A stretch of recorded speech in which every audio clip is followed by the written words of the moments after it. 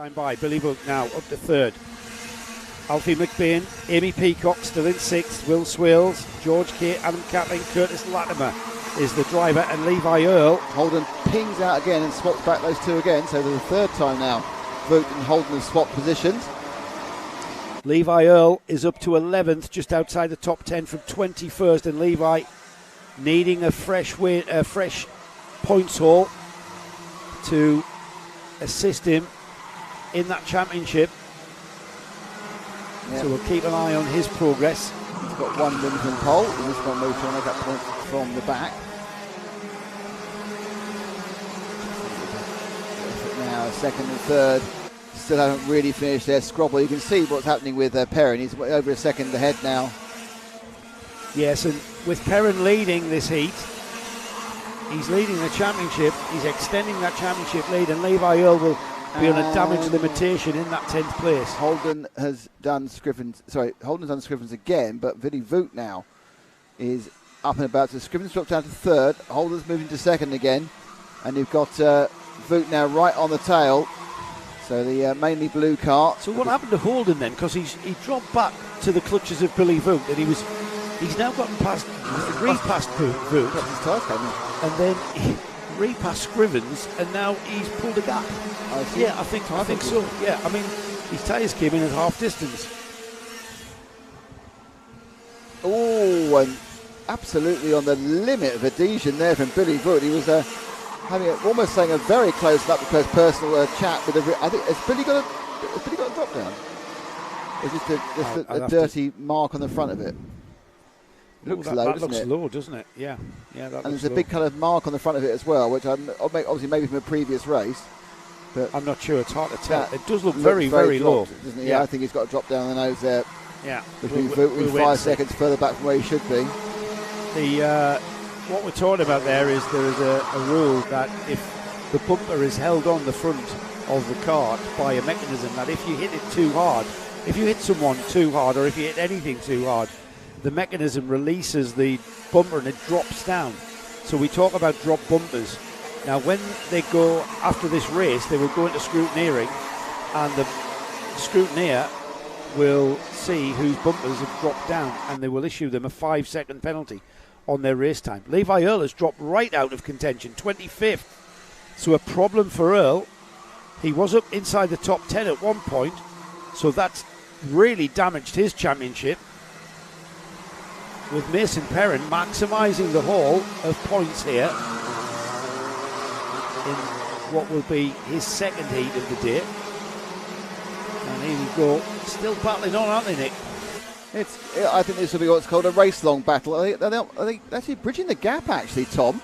Tom's taken that lead that Mason Perrin in the all-red car had from the second down to point 7, effectively. And oh, look, the three of them having another battle, and it's now Amy Peacock now who's joined up in the 4th place. She's scrapping around with Scrivens, and she's scrapping around with Voigt as well. Yeah, Amy Peacock getting involved in the party as well. She showed her invite, and they've let her in. I think she's got Scrivens. She's now in third. She's third. She really has. Where did she start? Amy started 11th or 12th. 12th, yeah. So cracking race. I saw her just outside the top 6, and then all of a sudden her tyres have come on, and she's found some massive pace. We're inside the final minute very shortly. So these drivers have already gone underneath us. And there's another move for the lead. Double switchback. The 87 of Tom Holden there down the inside of Mason Perrin, and then Mason Perrin just casually let him go. Didn't panic. If anything, Nick, Mason Perrin was late on the brakes. Took a very late apex, but had the momentum to come back at him. That's kind of indicated to him that, maybe Tom Holden's the one to watch. And who's that on Tom Holden? Amy Peacock. Amy Peacock coming back at him as well. So this, what was a 2-car battle for the lead there, has now become a 3-car battle for the lead. As Mason Perrin heads towards the Weldon hairpin, it'll be the 1 lap to go board next time by. And if anything, Peacock looks very racy indeed, and she looks like she's about to overtake Tom Holden. This is great pace from Peacock. She's really showing some form. I can't remember seeing her this high up previously, so obviously she's really gelled with this combination of track and tyres. And there she goes to second. Up easily made through the caravan corner. So Peacock now on Perrin's tail. I think that Mason is going to be okay because there's only a lap to go.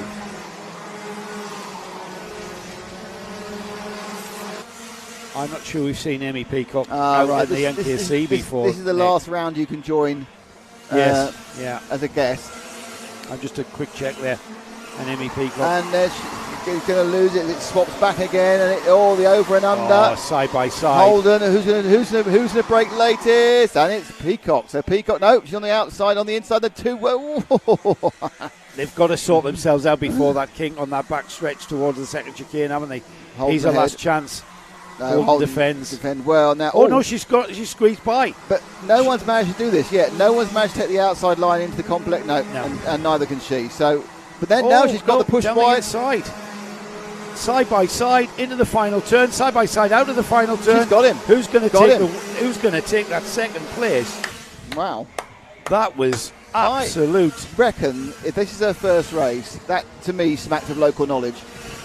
Yeah, you could be right. Have a look at this again. I mean, side by side through this paddock. We've not seen this all day, and I'm very surprised to see it. But she just sits there. She knows the track, and she knows the momentum she's got coming through timekeepers there. She doesn't even have to use all the curb. Cracking driving there from young Amy. But Mason Perrin takes the win. Amy Peacock second. Tom Holden third.